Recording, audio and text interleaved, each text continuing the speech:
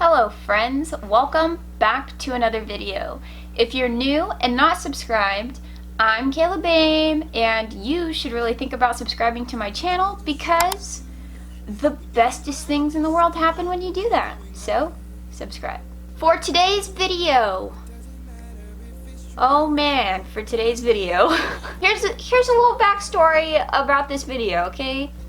I was inside Dollar Tree, and Dollar Tree had these really cool glass piggy banks, okay? But it had some crazy background paper and some stuff written on glass. And you know, me being me, I was like, oh, you know what? I could paint that. I could do a glass painting for that and do a cute little piggy bank for Allison. And so I bought a piggy bank from the Dollar Tree. I bought a couple of them, and I asked Allison if she wanted a piggy bank, and she said, yeah, do like old school Minnie Mouse. So what this video was supposed to be was an old school retro Minnie Mouse glass painting for a glass piggy bank. This video went so wrong in so many different ways.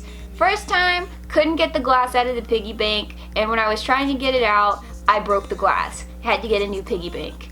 Then, I did the whole piggy bank, wasn't recording any of it. Fantastic. Then, I actually did it, okay? So this is what you're gonna be seeing. You're gonna be seeing what I did, the actual completed project, okay? But this was not the first time. I had to do this thing like 3 different times. But anyway, this is the piggy bank for the retro old school Minnie Mouse glass painting piggy bank Dollar Tree. Let's do it. Okay, party people, obviously for this piggy bank that I'm doing, I need a piggy bank. So this is the cool little piggy bank I found from the Dollar Tree. And since I plan on painting the glass, I'm gonna take the little back off. Look at that. And then I'm going to use some nail polish remover that's 100% acetone and a little razor blade and scrape off all the writing. And silly me, I wasn't even using the sharp end of the razor. I didn't flip it, so this is the dull edge, which is why it wasn't scraping off at first. But once I flipped it around, it actually came off very easily with the nail polish remover.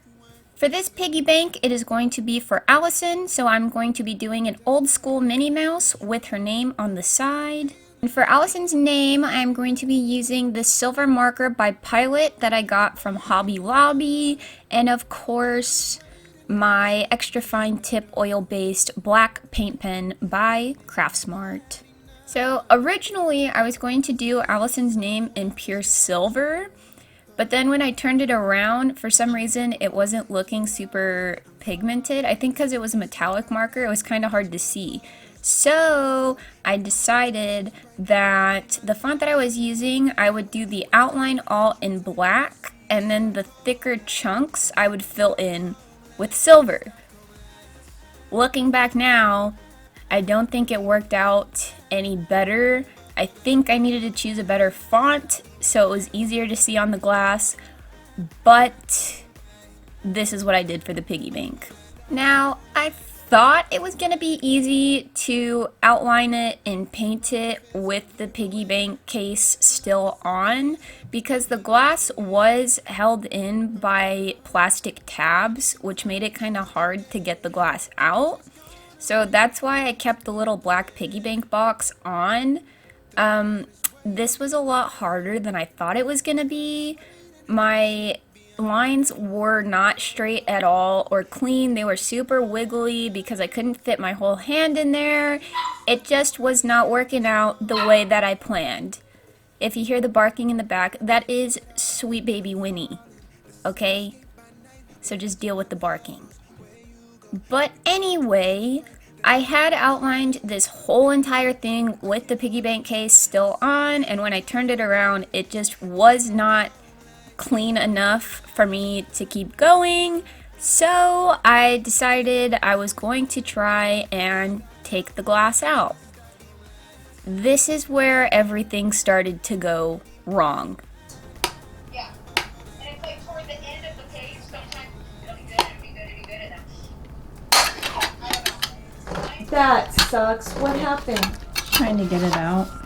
And after that tragedy, I decided I should keep on going. So I took some deep yellow and I did this for the center of the flower and her shoes.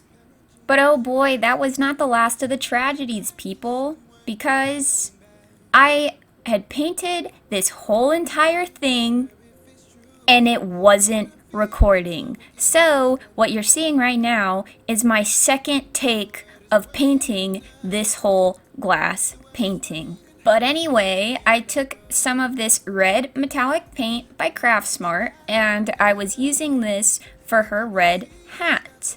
And this is the first time I've used any metallic paints for a glass painting, and I thought for a piggy bank, a metallic paint would be very fitting because, you know, like money, cha-ching, shiny, metallic. So I used a few metallic paints for this piggy bank painting. Then I used this metallic paint in the color Aquamarine by Craftsmart, and I used this for the blue on her dress. And I know that this color isn't an exact match to the blue that was supposed to be on her dress, but I really liked this metallic aquamarine, and I didn't really care how much it matched the original blue on her dress. I wanted it to be this color because creative discretion, people. And if you are going to be using Apple Barrel and Craftsmart paint for any of your glass paintings, remember it's extremely important to put a super thick layer on your paint because it will show through, and sometimes if you start layering the paint, Apple Barrel and Craftsmart, in my experience, have been bubbling the more that I layer the paint on. I'm not exactly sure why that happens, but Apple Barrel and Craftsmart usually bubble when I layer it, so I put just one really thick layer to make sure when I flip the glass over nothing is seeing through.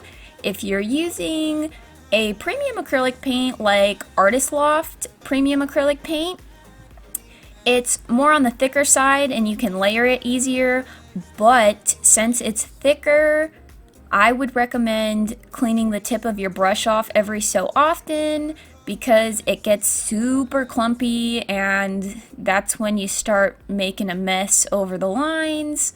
So, Kayla Bame pro tip, clean the tip of your brush off every so often. It'll make for a cleaner and faster glass painting. For her tongue, I used a deep red, and her mouth, the inside of her mouth was black, so instead of getting a small brush and trying to paint it black, I just used my paint pen, so all the smaller stuff like her eyes, her nose, and the inside of her mouth, I painted with my black paint pen. And then for her face and the little underskirt thing, the flower, I just used some titanium white. What do you call that thing that's under her skirt? I mean, I guess, her underskirt. That's what I'm gonna call it because it's appropriate. Underskirt, okay? And then obviously, because she's Minnie Mouse, I was using Mars Black for the black on her ears and around her face and her body. Another Kayla Bame pro tip: if you're going to be doing glass painting, I would also recommend using smaller, thin brushes that are round and I guess longer, not the square brushes, because I found it easier to use thinner brushes that weren't so square and more round. That makes it easier for me to glass paint. I remember when my mom did her glass painting, she was using a lot of square brushes and said that she was having a hard time with it until I told her that she should have been using a rounder, smaller brush, and she was like, geez, I wish you would have told me that beforehand. So I'm sharing another pro tip with you today. Aren't you so lucky?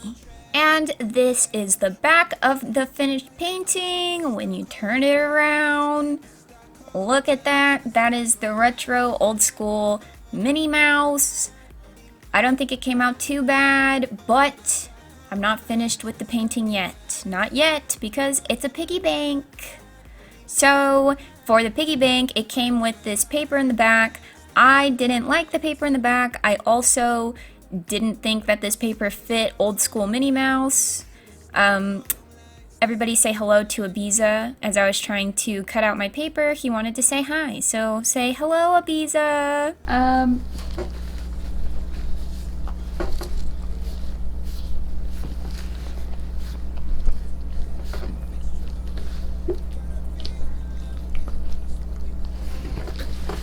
So anyway, like I was saying before I was interrupted by the lovely Ibiza, I did not like the back paper, so what I decided to do was cut out a piece of black cardstock. I've been doing so much paper crafting, I'm so good at cutting stuff now.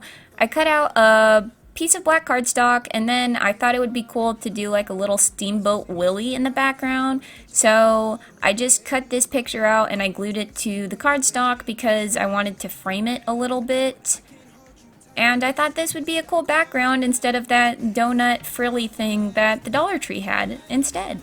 And because I cut off all those little plastic tabs in order to get the glass out of the piggy bank, I then had to find a way to get the glass to stick in the piggy bank again, so I figured why not use some good old hot glue. And after all those catastrophes and disasters, this was the finished product for the Dollar Tree glass piggy bank.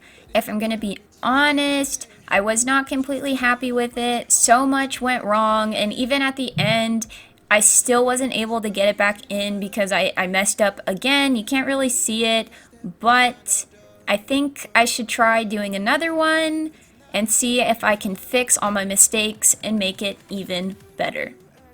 Alright, that's it for today's video. If you liked it, be sure to give it a thumbs up because this video was giving me so many problems when I was filming it. It was unbelievable. I almost scrapped the whole video. That's how bad it was.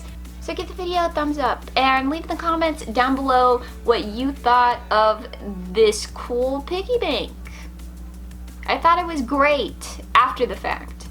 While doing it, I didn't think that. But right now, yeah, it's great. But I'll see you guys back here next week. Peace.